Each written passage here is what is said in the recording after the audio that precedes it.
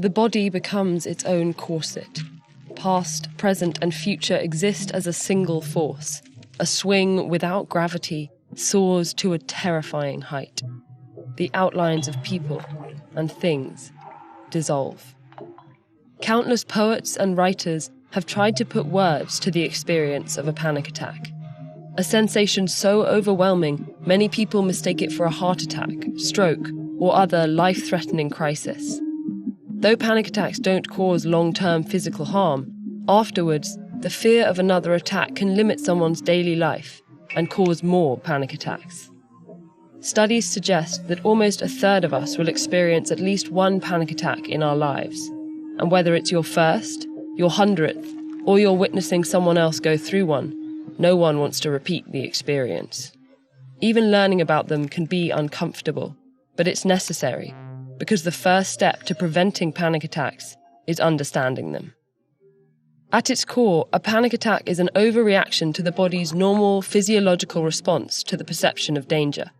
This response starts with the amygdala, the brain region involved in processing fear.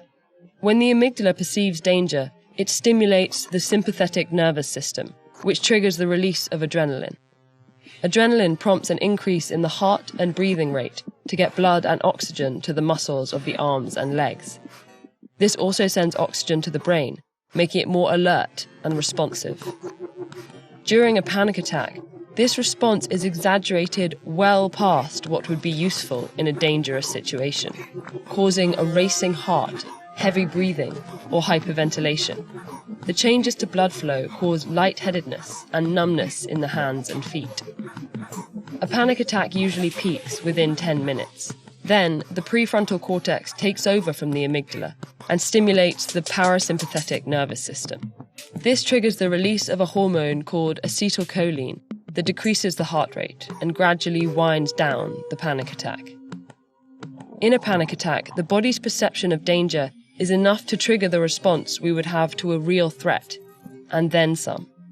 We don't know for sure why this happens, but sometimes cues in the environment that remind us of traumatic past experience can trigger a panic attack.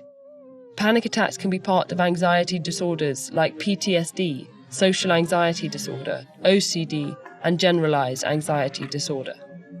Recurring panic attacks, frequent worry about new attacks, and behavioral changes to avoid panic attacks can lead to a diagnosis of a panic disorder. The two main treatments for panic disorder are antidepressant medication and cognitive behavioral therapy, or CBT. Both have about a 40% response rate, though someone who responds to one may not respond to the other. However, antidepressant medications carry some side effects, and 50% of people relapse when they stop taking them. CBT, meanwhile, is more lasting, with only a 20% relapse rate.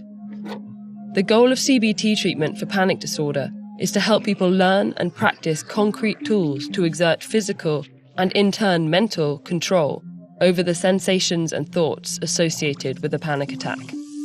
CBT begins with an explanation of the physiological causes of a panic attack, followed by breath and muscle exercises designed to help people consciously control breathing patterns.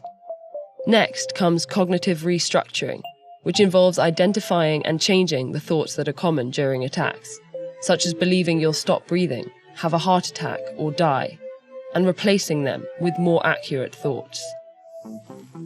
The next stage of treatment is exposure to the bodily sensations and situations that typically trigger a panic attack. The goal is to change the belief through experience that these sensations and situations are dangerous.